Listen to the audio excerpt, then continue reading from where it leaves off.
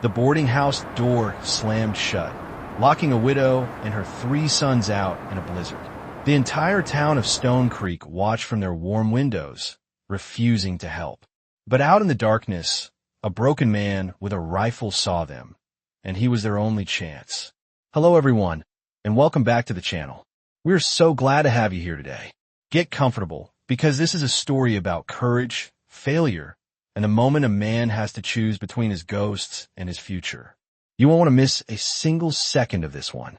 The door of the Stone Creek boarding house slammed with a finality that made the 2 younger boys flinch.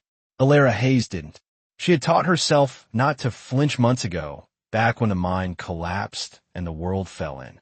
Mrs. Gable stood in the doorway, her arms crossed over a starched white apron, her face as hard and unforgiving as the Montana winter descending around them. I don't rent to women without husbands, Mrs. Hayes. It's bad for my reputation. Elias held her youngest son, Finn, closer. He was 5 years old and shivering, a tremor running through his thin shoulders despite the threadbare blanket wrapped around him. Owen stood beside her, 8 years old and trying to look brave, his lower lip trembling. Her eldest, Liam, 11, had already understood. He hadn't even bothered waiting for the final word.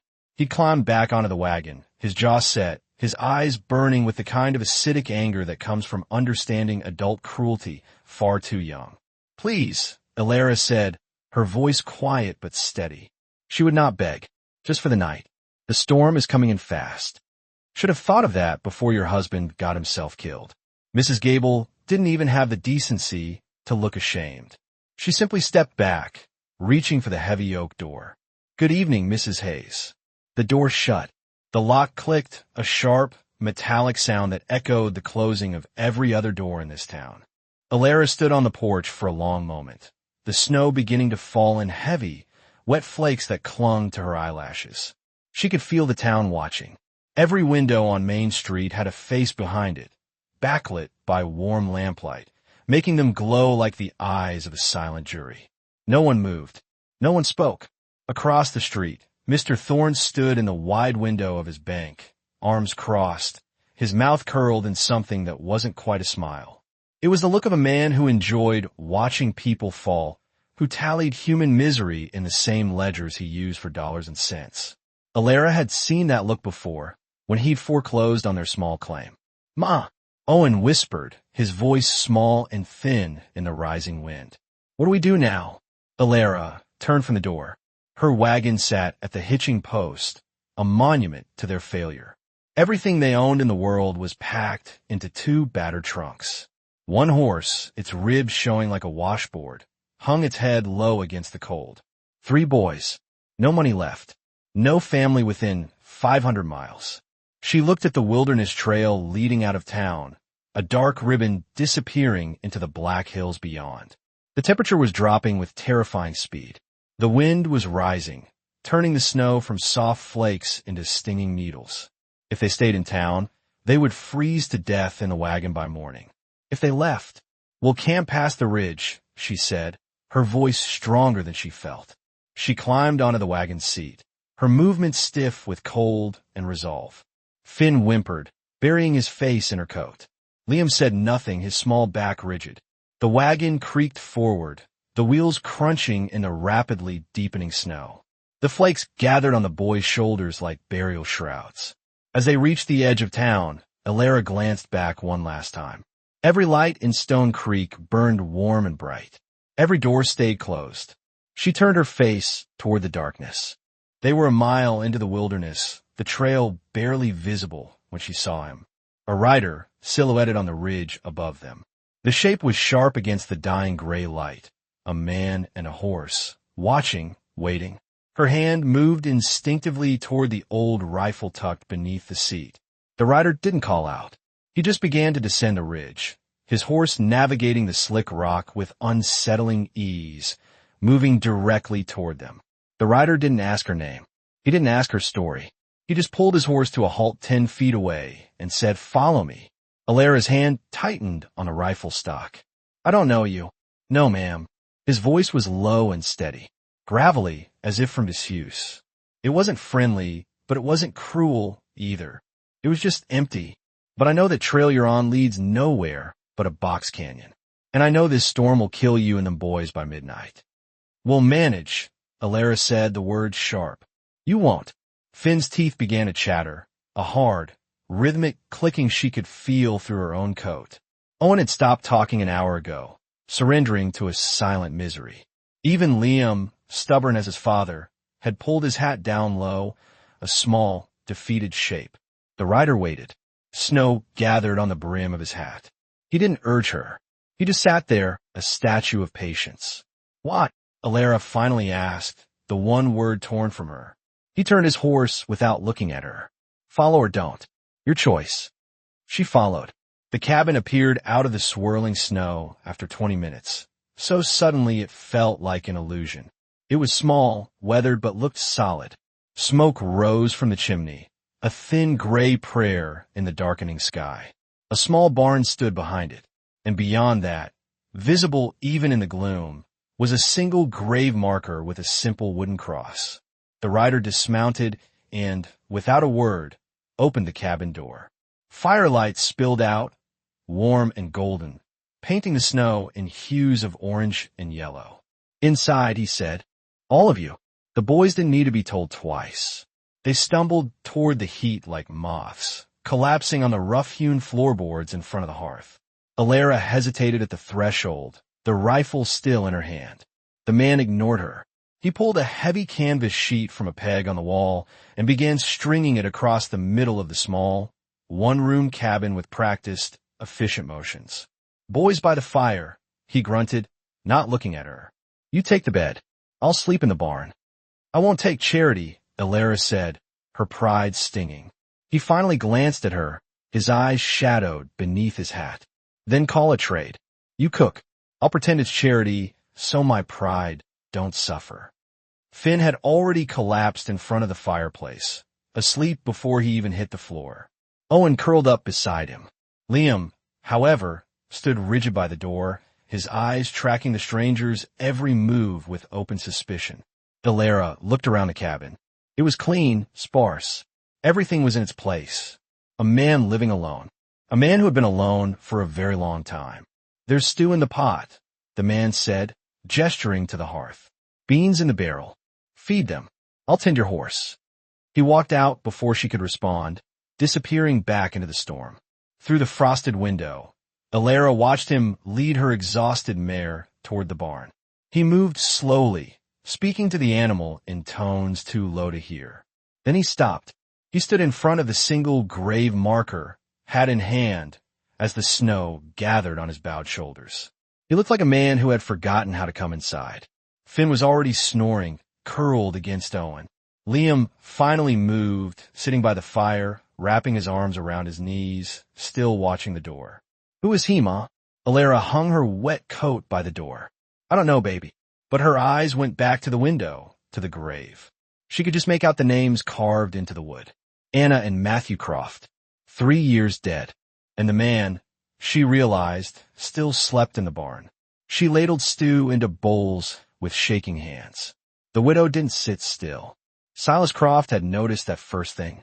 She was always moving, mending, scrubbing, sweeping, teaching the boys their letters by the firelight. It had been 3 days since the storm. The snow had stopped, but the cold hadn't. It had settled into the valley like a predator, sharp-fanged and patient. Alara insisted on earning their keep. She had patched his shirts. The ones he hadn't realized were torn. She cooked meals that actually tasted like something, chasing the ghosts of ash and stale coffee from the cabin. She had organized the quiet chaos he'd been living in since Anna died. The boys worked too. Liam, serious and watchful, hauled water from the half-frozen creek. Owen, cheerful despite everything, chopped kindling with a fierce, clumsy determination. And the little one, Finn, shadowed Silas everywhere. He was silent as a ghost, just watching with enormous, hungry eyes. Silas wasn't used to being watched anymore. He wasn't used to the noise, the smells of baking bread, the sound of a child's laughter. It hurt. It felt like pressing on a fresh bruise. He sat on the porch step, the winter sun bright but heatless, carving a small wooden horse for the boy. His hands, usually so steady, shook. Not from the cold, from memory. Matthew had been 5 when the fever took him. Same age as Finn. Same hungry eyes. Anna had begged him to fetch the doctor from Stone Creek, but the storm had been too fierce. The town was too far. He'd ridden anyway, half killing his horse, but by the time he'd made it back, the knife slipped. Blood welled dark red on his thumb. Mr. Croft. He looked up, startled from the memory. Elias stood in the doorway, flour dusting her hands and her apron. You're bleeding. It's nothing. He wiped the blood on his canvas trousers. She came outside anyway, ignoring his dismissal. She tore a clean strip from her apron, knelt in front of him, and took his hand. She wrapped his thumb with an efficient, gentle toughness. Her hands were rough, calloused, and scarred from work. A widow's hands. Thank you, he said, his voice thick. For what? All of it. The mending, the food, the life she'd brought back into this town. She sat beside him on the cold step, a respectable distance between them. You didn't have to help us, Mr. Croft. That night. Yes, I did. He didn't know how to explain it. He hadn't done it for them. He'd done it for Anna. Or maybe against her. A penance. Before she could respond, hoofbeats sounded on the trail. Silas was on his feet instantly, his body moving with an instinct he'd thought was long buried. His hand was on the rifle propped by the door before the rider even cleared the trees. A single rider appeared. Deputy Hardin, red-faced and looking deeply uncomfortable. Croft, Hardin nodded, dismounting. He didn't look at Alara. He handed Silas a folded paper. From the church council. Reverend Bishop and Mr. Thorne wanted you to know. Folks are concerned. Silas unfolded the note. He read it once, then twice the word swimming.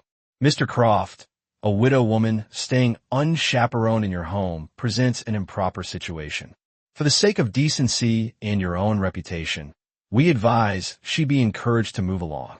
Town resources can assist with a relocation. Signed, the Council of Stone Creek. Alara had gone pale. She had moved to stand beside him, reading it over his shoulder. Her hand went to her throat. Tell them, Silas said, his voice dangerously low, that she's staying. Till spring, at least. Hardin shifted, kicking at a drift of snow. Silas, they're serious. Thorne's got influence. He can make trouble for you. Real trouble. Tell them. The deputy sighed, gathered his reins, and mounted up. Your choice, Croft. But Thorne ain't a man to cross. He rode away. Silas stood there, the silence of the valley rushing back in. He slowly crumpled the note in his fist. I won't let them ruin you for helping us. Alara's voice was quiet, trembling. We'll leave. They already ruined me, ma'am. 3 years back. He looked at the grave, the simple cross standing stark against the white snow. This might be the first thing I've done right since that afternoon. The next morning, Silas began framing an addition. 2 walls, extending from the cabin's east side. He worked with a grim, focused energy. Liam appeared beside him, holding one of Silas's hammers. What's this for? Silas didn't stop pounding. Reckon you boys need a proper room. Can't sleep on a floor forever.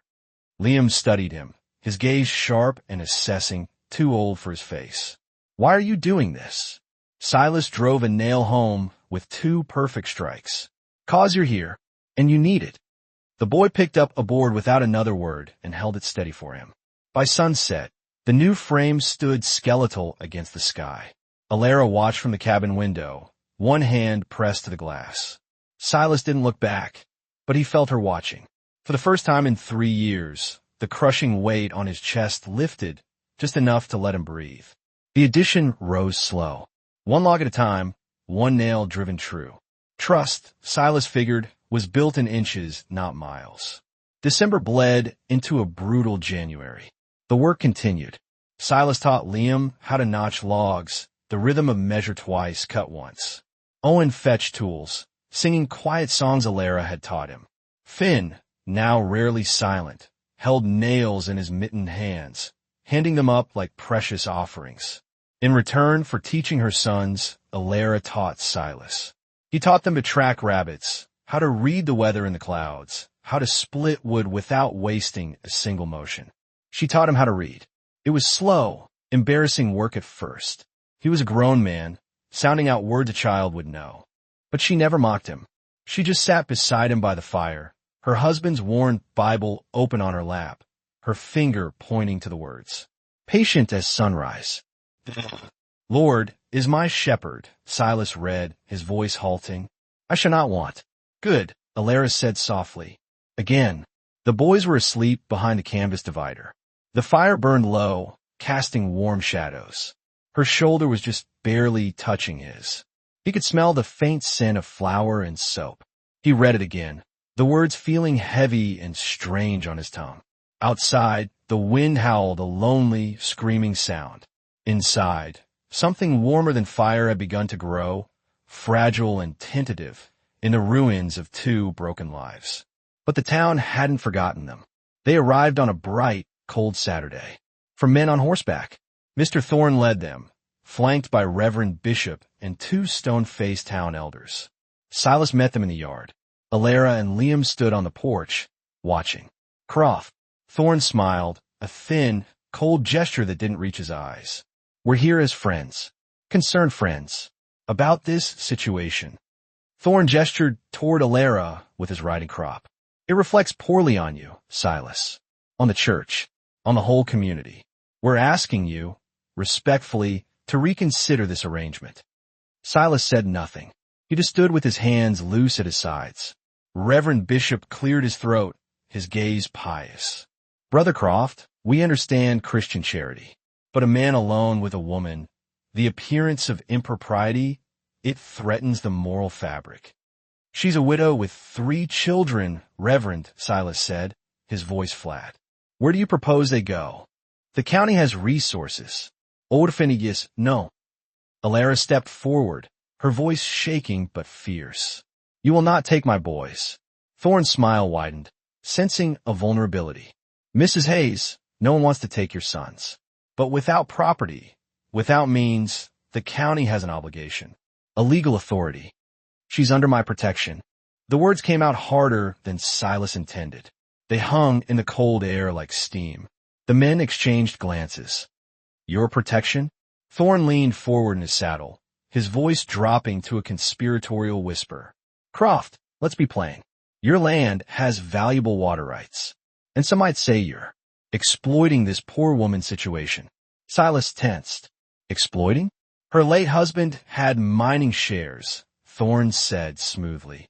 Unclaimed. Some might question your motives in protecting those assets. It looks bad, Silas. It looks like you're either a predator or a fool. It was an elegant lie, crafted to poison any defense. Silas's jaw tightened, but no words came. I'd think on that carefully, Thorne continued, his voice hardening. Accidents happen out here, especially to men with clouded judgment. Fires, fences cut, wells poisoned. Is that a threat, Thorne? Just neighborly concern. Thorne gathered his reins. We'll be back. They rode away, leaving tracks in the snow. Silas stood in the yard, his fists clenched so tight his nails bit into his palms. He said nothing. Alara waited until they were gone. Her voice was ice. You should have defended us. I know. Then why didn't you? He couldn't answer. The old, familiar fear had locked his throat. The fear of fighting and failing. The fear of losing everything all over again. The fear of the grave he visited every single morning. That night, Alara began quietly packing. The half-built room stood dark in the moonlight, skeletal, unfinished. Just like everything else. The blizzard came down like God's own fist. No warning, no mercy. For 3 days, they were trapped. The world shrank to the 4 walls of the cabin. The boys huddled under quilts, playing quiet games Alara invented with checkers made from dried beans. Silas kept the fire high and the coffee strong, spending hours just staring into the flames. Outside, the wind didn't just howl, it screamed. It sounded like a soul in torment. And on the 3rd night, inside, something finally broke. It started with silence. Alara was sitting by the fire, mending a tear in Liam's shirt, but her hands had gone still. She was just staring at nothing. Silas recognized that look. He'd worn it himself for 3 years. Talk to me, he said, his voice quiet. About what? Anything. The noise outside is too loud. She looked at the boys, asleep in a pile like puppies. Their father, she began, her voice rough. He was a good man, a careful man, cautious. I begged him not to go into the mine that day. Her voice cracked. I had a dream. I knew something was wrong, but we needed the money. He smiled and said I was being silly. She closed her eyes. He went anyway. The shaft collapsed. 20 men. I couldn't save him. Silas moved, sitting on the floor beside her, not touching but close. I couldn't save them either. Her eyes flickered to his. Anna and Matthew. He nodded, the name of Stone in his throat. Fever, he said, the word clipped. Came on fast. She begged me to fetch the doctor from Stone Creek. But the storm, it was just like this one. He stared into the fire, seeing it. I tried. I rode all night. I half killed my horse. But by the time I got back, he stopped. The words wouldn't come. They were stuck like splinters in his throat. Alara's hand, rough and warm, found his. She didn't stroke it. She just held it. Firmly. You can't fight a storm, Silas. I should have tried harder. Left sooner. You would have died too, she whispered. And there'd be 3 graves out there instead of 2. He looked at her, really looked at her, maybe for the first time. Her face was lined with grief and hard work, but her eyes were clear. Honest. She had lost everything, same as him. But she hadn't stopped fighting. She hadn't hidden. You saved those boys, Silas said quietly. You got them through the mine, through the town, through that first night. That's more than most folks ever do. Alara's composure, held together by sheer will for months, finally shattered. She didn't wail. She wept silent, shaking sobs that seemed to come from somewhere deep and dark, a place where all the loss was stored. Awkwardly, clumsily, Silas put his arm around her. He held her, not as a man holds a woman, but as one survivor holds another. The way a man holds something precious and fragile that he's terrified of breaking further. When she finally pulled back, her eyes were red but steady. Thank you, she whispered. For what? For seeing me. The kiss was tentative, barely there. A question. Testing. It was deeper. It wasn't about passion. It was about grief, recognizing grief. It was loneliness, finding solace. It was 2 cold hands finally finding warmth.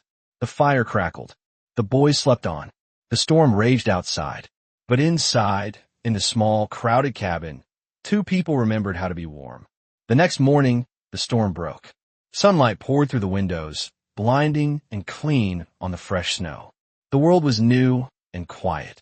Alara was unpacking her trunk, folding the clothes she'd packed to leave, when Silas found the papers. They'd been tacked to the barn door, half buried in a snowdrift. Eviction notices, legal threats, county stamps. He read them twice, his blood going cold. What is this? She wouldn't look at him, her hands busy smoothing a small shirt. They'll take my boys. The county, if I can't prove I have means. Property, a home. Her voice was flat, all the emotion burned out of it. They'll send them to an orphanage. Split them up probably. When? End of February. Maybe sooner, if Thorne pushes it. Silas stared at the papers. The official county seal stared back, impersonal and cruel. Not while I'm breathing, he said. She finally looked up, her eyes red. Silas, you can't fight the law. Watch me. He walked to the small chest where he kept Anna's things. He opened it. The smell of dried lavender and old memories hit him. He pulled something from a velvet pouch. His wife's wedding ring. A simple, thin gold band. He walked back to Alara and pressed it into her palm. Her hand was so warm. Wear it, he said, his voice rough. Wear it in town. Let them think what they need to think. You're under my protection. Legal or not, Alara. I mean it. You and those boys. You're mine now. She stared at the ring, then slowly, hesitantly, slid it onto her finger. It fit. Outside, the snow began to melt from the eaves of the cabin, dripping onto the porch. Spring was coming, but the fight wasn't over. It hadn't even begun. We're at a turning point in this story, and it feels like they might just make it, doesn't it? If you're rooting for this fragile, forming family, do me a favor and hit that like button. It really helps us bring more stories like this to you. Now, let's see what happens because Mr. Thorne and the town of Stone Creek haven't forgotten them. She shouldn't have come to town. But they needed supplies, flour, salt, coffee. And Silas had said it was time to face them down. He was wrong. The town hall was packed. Every family, every busybody, every soul in Stone Creek who had nothing better to do on a Sunday afternoon than judge their neighbors was there. Elias sat in the back, the gold ring feeling heavy and false on her finger. Silas stood near the front, hat in hand, his face unreadable. He hadn't sat with her. Mr. Thorne presided from the raised platform, smiling like a snake in Sunday clothes. "We're here," he announced, "to address the community's concerns regarding Mr. Silas Croft and his house guest." Murmurs rippled through the crowd. Women whispered behind their hands. "It has come to our attention," Thorne continued, his voice slick and reasonable, "that Mr. Croft may be inappropriately exploiting Mrs. Hayes's unfortunate circumstances." He paused, letting the implication land. He may be attempting to claim her late husband's mining shares, unclaimed assets that would legally revert to the county. To us. Alara's stomach dropped. This was the lie he'd practiced. This accusation, Thorne said smoothly, suggests either impropriety or incompetence. Either Mr. Croft is manipulating a vulnerable widow, or he has been manipulated himself. He paused. "We are here to determine which." All eyes turned to Silas. He stood silent, his jaw tight, his gaze fixed on the floor. "Mr. Croft," Reverend Bishop prompted, his voice oozing false concern, "do you have anything to say in your defense? In defense of this arrangement?" Alara willed him to speak. "Say it. Say what you said to me. Tell them. Fight for us." Silas opened his mouth. A small, strangled sound came out. He closed it. He said nothing. He just stood there. Thorne's smile widened. "I see. Well, in the absence of clarity, I move that the county take custodial interest in Mrs. Hayes' situation, including, for their own safety, temporary guardianship of her minor children, pending a full investigation." "No." Alara was on her feet. Every head in the room turned.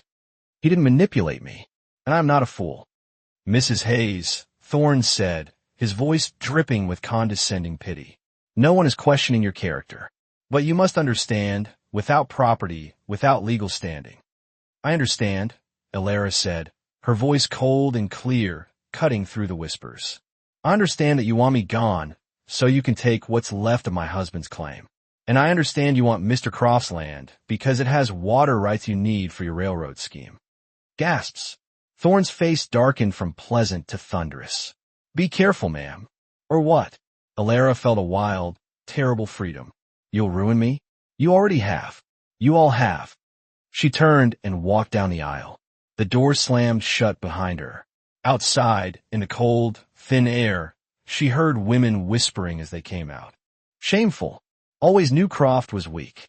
Couldn't even save his own family. Now he's failing this one. The words cut deeper than the cold.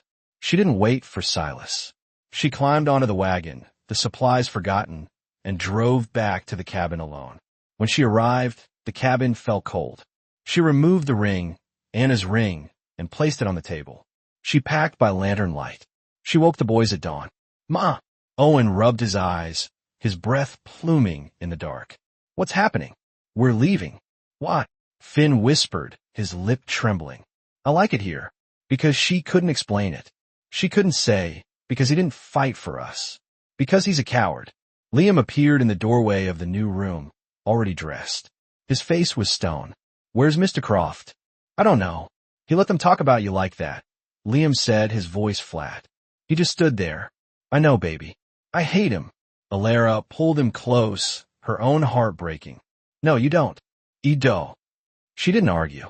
She finished packing the trunks, hitched the half-starved horse, and loaded the boys into the wagon. Silas appeared as the sun rose, a bloody smear on the horizon. He stood in the cabin doorway, his face hollow, his hands empty. He looked like the ghost he'd been when she met him. He didn't call out. He didn't chase them. He just watched as the wagon rolled away, retracing the path he had led them down months before. Alara didn't look back. Behind them, the half-finished room stood empty, unfinished, like every promise he'd ever made. The grave didn't answer. Silas hadn't expected it to, but he talked anyway, because the silence in the cabin was a physical weight heavier than the roof. I failed you, Anna. His voice was a raw whisper. I failed you, Matthew. And now I've failed them, too. The whiskey bottle sat beside him, half empty. He hadn't touched liquor since Anna's funeral.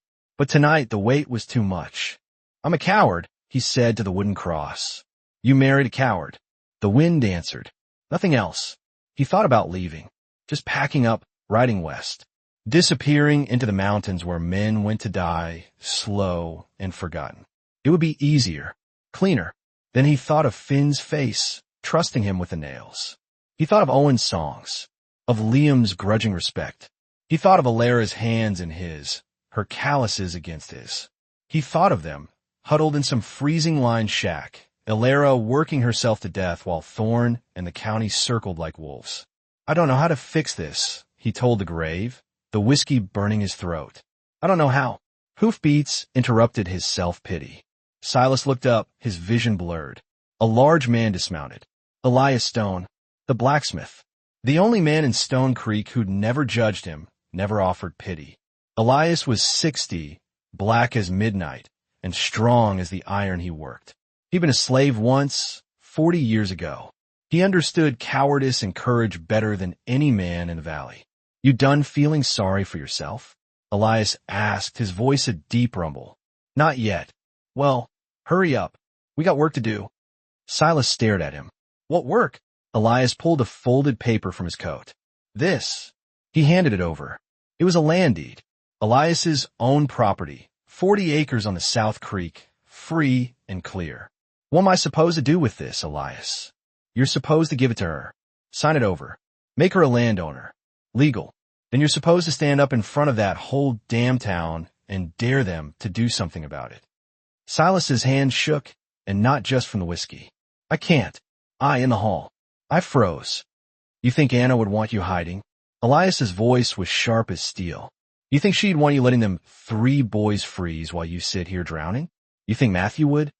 I didn't save her. I didn't save him. The yell tore out of him, raw and broken. No. Elias grabbed his shoulder, his grip like a vice. You didn't, and you can't. She's gone, Silas. Daniel's gone, but Alara's alive. Them boys are alive. You can save them. What if I fail again? Silas whispered. Then you fail fighting. That's a hell of a lot better than dying on your knees. Silas looked at the deed in his hand. He looked at the grave, and his voice, a faint memory, whispered in his mind. Be brave, love. Just be brave. He stood up, wiping his face on his sleeve. Where's she? Old Line Shack, 5 miles north. Barest shelter. Thorne's man told her she could stay till the county wagon comes. Will she take me back? Only one way to find out. Silas didn't go to the shack. Not first. He saddled his horse and rode hard for Stone Creek, the deed tucked inside his coat. He kicked open the door to the county clerk's office, waking the man from a doze. I need to file a transfer. Now. Silas? It's past midnight. Now. He signed the papers, slow and careful, the way Alara had taught him to write his own name. His letters were unsteady, but the signature was legal. Binding. You sure about this, Croft? The clerk asked, stamping the document. You're giving Elias Stone's deed to Alara Hayes? Never been more sure of anything. He rode north. The stars were bright and cold. His heart pounded against his ribs, not with fear but with something else. Something hot and alive. Alara's face filled his mind. Fierce, beautiful, broken. I'm coming, he whispered, and the horse ran faster. Silas Croft hadn't been inside a church since the day they buried Anna and Matthew. He walked in now, halfway through Reverend Bishop's Sunday sermon. He walked in like a man with nothing left to lose. His spurs jingled in the holy silence. Every head turned. Reverend Bishop froze, his mouth open mid-sentence about charity and judgment. Mr. Thorne, sitting in the front pew, half rose from his seat, his face darkening. Croft, this is a house of shut up, Thorne. Gasps echoed through the sanctuary. Silas walked straight down the center aisle, his boots loud on the wooden floor. He didn't stop until he was at the front, standing where the Reverend should be. He turned to face the congregation. You want to judge Alara Hayes? His voice carried, rough, and strong. Then you judge me. I asked her to stay. I built her a home. If that's improper, then your God and mine ain't acquainted. Mr. Croft, Reverend Bishop stammered, this is hardly the place. This is the only place. Silas pulled the newly stamped papers from his coat and held them high for all to see. This, he said, is a land deed. 40 acres on the South Creek, water rights included. Transferred, legally, to Mrs. Alara Hayes. He met Thorne's eyes, a cold, hard stare. She's a property owner now. Her boys have a home. Legal. Binding. Any questions? Thorne stood, his face purple with rage. You're a fool, Croft. You just sign away your future for that woman. For family. Silas's voice was steel. Something you wouldn't know about, Thorne. You just know property. And people. People ain't property. This is an outrage. Thorne sputtered. You're right. Silas stepped closer, and Thorne took an involuntary step back. It is an outrage. That you turned a woman and 3 small boys out in a blizzard. That you schemed to steal what little they had left. That all of you sat in your warm houses and called it righteousness. The silence in the church was heavy. Suffocating. She's worked harder than half of you. She's bled for every inch. And I will stand with her until the ground takes me. He looked around the church, his gaze sweeping over every face. Any man here got an issue with that? Step forward. Now. No one moved. Then from the back, old Elias Stone stood up. I stand with him. The school teacher, a quiet woman named Miss Albright, rose. Me too. 3 ranch families from the high country. The livery owner. The widow Henderson. Not everyone. Not even half. But it was enough. Thorne stared, trembling with a rage he couldn't unleash. He shoved past Silas, stormed down the aisle, and slammed the church doors open. Reverend Bishop cleared his throat, adjusting his robes. Well, as I was saying, sometimes the Lord works in mysterious ways. Silas didn't wait for the benediction. He turned and walked out into the sunlight. He mounted his horse. 5 miles north, Alara's face in his mind. Hold on, he whispered. I'm coming. Alara heard the hooves, and her hand went straight to the rifle. Then she saw him, riding not fast but steady. He dismounted slowly, stopping 10 feet from the miserable shack. He looked at the boys first. Liam, Owen, and Finn, standing in the doorway like wary ghosts. Liam, Owen, Finn. Finn broke first. He ran from the doorway, his small legs pumping, and launched himself at Silas. You came back. Silas caught the boy, holding him so tight it must have hurt, burying his face in the child's tangled hair. Owen followed, wrapping his arms around Silas's waist and holding on. Liam stayed back, arms crossed, but his eyes were wet. I'm sorry, Silas said, his voice thick, speaking to all of them. I was afraid, and I let that fear make me a coward. You left us, Liam said, his voice breaking. I know. Silas met the boy's eyes over Finn's head. And I'll regret that until the day I die. But I'm here now, and I ain't leaving again. Ever. Liam's face crumpled. He walked forward slowly and leaned his head into Silas's chest. Silas held all 3 boys, his eyes closed. Then he looked up at Alara. She stood apart, her face unreadable, her arms wrapped around herself. I got something for you, Silas said. He gently set Finn down and walked to her, holding out the papers. She took them. She read them once. Twice. Her hands began to shake. You gave me Elias's land. It's yours. It's legal. You and the boys. You got a home. Whether you want me in it or not, Alara. That's your choice. He took a ragged breath. I stood up in front of the whole town. In the church. I told them you were mine. I told them I'd stand with you till the ground takes me. I should have done that weeks ago. I'm sorry. Alara looked at the deed. She looked at the boys, who were watching her with desperate hope. She looked at this man, standing in front of her, hat in hand, his heart in his eyes. She reached in her pocket. She pulled out the ring, the one she'd left on his table. Slowly, she slid it onto her own finger. Then make it real, Silas Croft, she whispered. Make it a family. His face broke into something between a sob and a smile. He kissed her, not like the first time, not in grief, but with a desperate, grateful, binding promise. The boys cheered. 3 months later, spring bloomed full and fierce across the valley. The cabin stood solid, the addition complete. 2 proper rooms, and a wide front porch where Alara could shell peas and watch the boys play. Silas taught Liam to ride his own horse, patient and proud. Owen planted a garden with Alara, singing the whole time. Finn followed Silas everywhere, a small shadow with endless questions, clutching the wooden horse Silas had finally finished. Old Elias Stone officiated the wedding by the creek. It was a simple ceremony. No fuss, just family and a few friends. Alara wore wild flowers in her hair. Silas's hand shook when he said his vows, but his voice was steady. The town women visited, tentative at first. Most brought bread.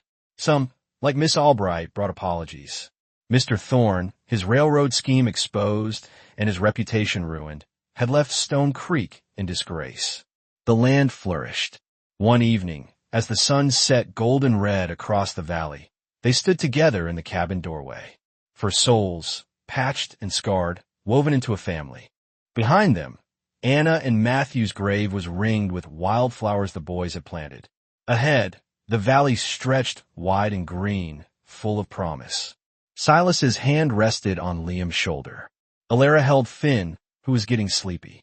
Owen grinned, barefoot in the grass, chasing the first fireflies of the evening. "You ready?" Alara asked, squeezing Silas's hand. Silas looked at his family, and he felt the weight lift. 3 years of grief, 6 months of fear, all of it washed clean by the simple act of choosing love over silence. "I'm home," he said. Alara smiled. "So are we." The sun dipped below the mountains. The valley glowed. Somewhere in the distance, a meadowlark sang its final song. They walked inside together, and the door closed soft behind them. Home wasn't a place you found, Silas thought. It was a place you built. One hard day, one brave choice at a time. And sometimes, if the Lord smiled, you built it with people who needed building too. Life finally was good, and that's where we leave them. Home, at last. What a journey. What did you think of Silas's final stand in the church?